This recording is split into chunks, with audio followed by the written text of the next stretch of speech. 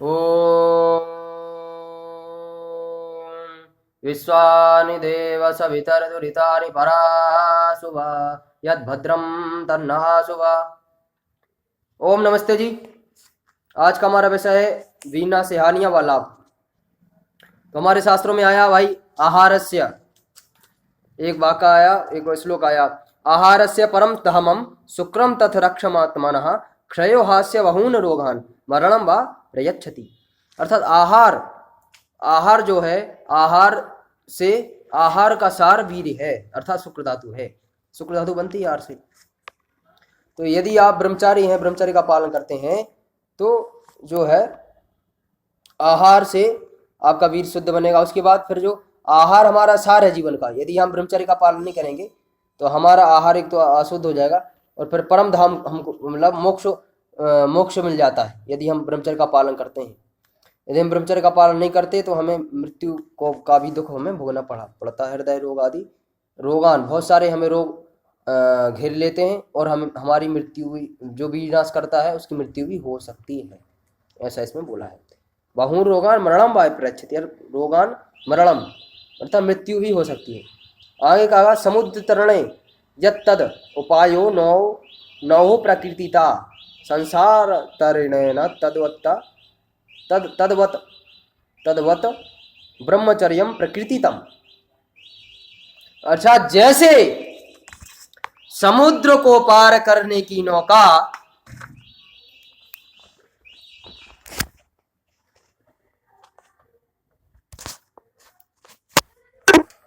जैसे समुद्र को पार करने की नौका,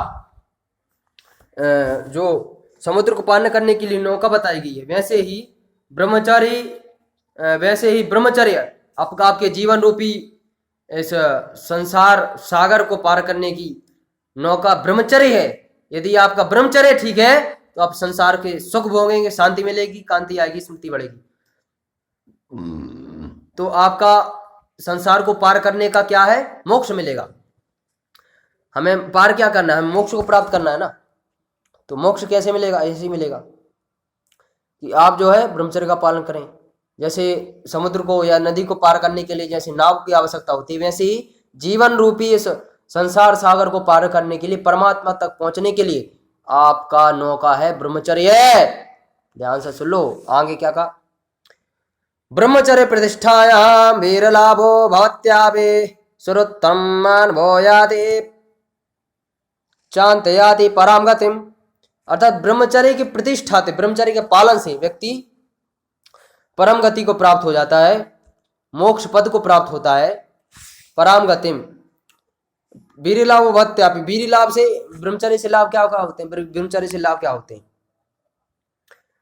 अर्थात ब्रह्मचर्य के पालन से हमें ओज तेज बल पराक्रम की प्राप्ति होती है। तो जो है श्रोत्र मानव याति चांते याति परमगत, परम को प्राप्त होते हैं। तो ब्रह्मचर्य पालन से हमारे क्या होता है, स्नायु तंत्र पे बहुत बड़ा प्रभाव पड़ता है, स्नायु पे, हृदय पर, मस्तिष्क पे। तो हमारा जो ब्रह्मचर्य है, हमारे शरीर में दो कीट होते हैं, रक्त में दो कीट होते हैं, एक लाल एक सफेद, ठीक है ना। एक लाल होता है, दूसरा सफेद होता है। तो यदि आप ब्रह्मचर्य का पालन करते हैं, यदि आप वीर नाश करते हैं, यदि आप जो है हस्तमिथुन करते हैं या पर स्त्री प्रसंग करते हैं, वैश्यालय में जाते हैं, तो आपका जो है जो सफेद कीट, एक लाल होते हैं एक सफेद होते हैं, हमारे श्वेत लाल मतलब हमारे रक्त में कीट, दो कीट होते हैं।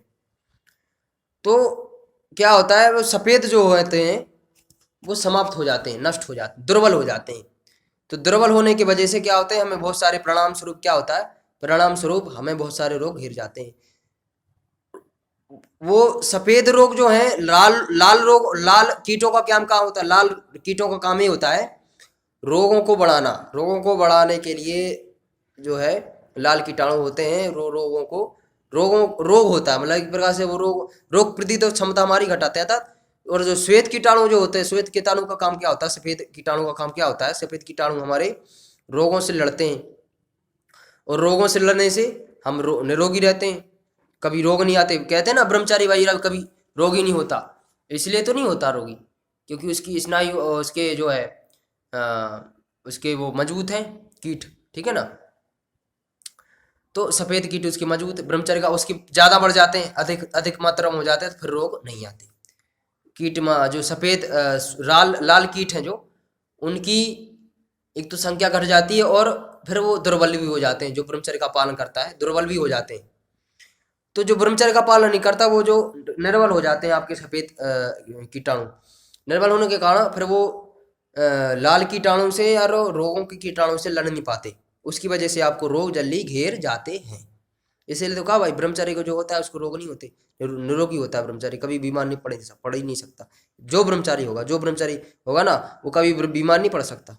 हाँ, कोई किसी प्रकार का रोग नहीं होगा उसको, खांसी जुकाम दमा अस्थमा, खांसी सामान्य प्रकार सर्दी मर्दी होगी तो बात अलग है, मौसम के बदलाव से कुछ से, बाकी उसको विशेष कुछ नहीं होगा।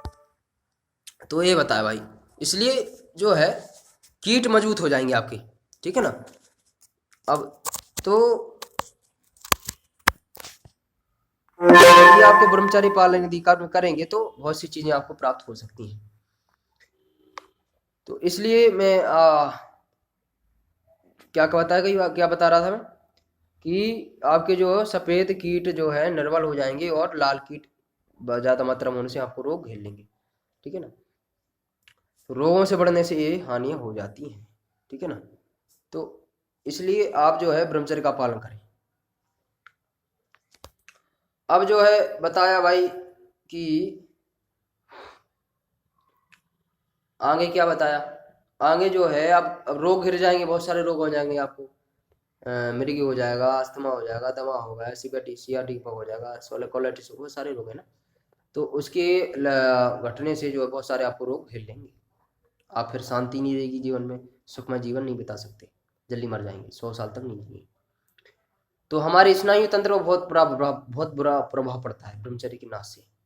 स्नायु मतलब नस नाड़ियाँ, उनको स्नायु कहते हैं। कैसा प्रभाव पड़ता है, कैसा हानि पड़ता है ब्रह्मचर्य की नाश से, स्नायु पे क्या होता है। स्नायुओं के दुर्बल होने से आप स्नायु वीर जो है धारण करने में असमर्थ हो जाते हैं, या वीर धारण नहीं कर सकते, सुख धातु को धारण नहीं कर सकते। फिर आपकी जो दुर्बल हो जाएंगे, दुर्बल होने से थोड़ी सी चंचलता होगी, थोड़ी सी भी कोई बुरा विचार आ जाएगा, थोड़ा सा भी कुछ भी हो गया, वो किसी ने कुछ थोड़ी सी बात कर दी, बुरी बात, गंदी मंदी बात, छोटी सी कामुक्ति किसी लड़की की या लड़के की या स्वयं की जीवन की, तो उससे क्या होगा, उसके विचार उठेंगे, विचार उठने के बाद तुरंत जो है आपका वीर निकल जाएगा आपकी इंद्रिय से। तो आप यदि ब्रह्मचर्य का पालन करेंगे तो जो है ना, ब्रह्मचर्य नाश यदि करेंगे आप तो आपके स्नायु तंत्र निर्बल हो जाएंगे, फिर आप जो वीर को धारण नहीं कर सकते, नपुंसकत्व को प्राप्त हो जाएंगे धीरे धीरे, ये प्रक्रिया है। तो और क्या है, और दुर्बल होने का कारण हमारे धातु जो है स्नायु पर बहुत बड़ा धक्का पड़ता है। क्या क्या धक्का पड़ता है हम आपको विस्तार से बताते हैं।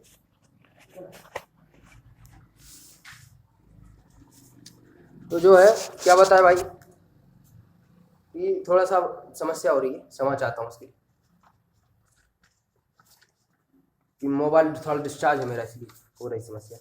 स्नायु धातु दुर्बलता प्रमेय, अर्थात स्नायु के दुर्बल होने से आपकी धातु दुर्बल हो जाती हैं, धातु रोग हो जाते हैं, प्रमेय रोग हो जाते हैं और मधुमेह रोग हो जाते हैं।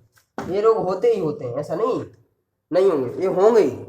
जब आप यदि वीरनाश करेंगे तो ये रोग आपको पकड़ लेंगे, पक्का, गारंटी की बात बता रहा हूँ, ऐसा नहीं बोल रहा हूँ, उदाहरण प्रमाण है दिया हुआ है।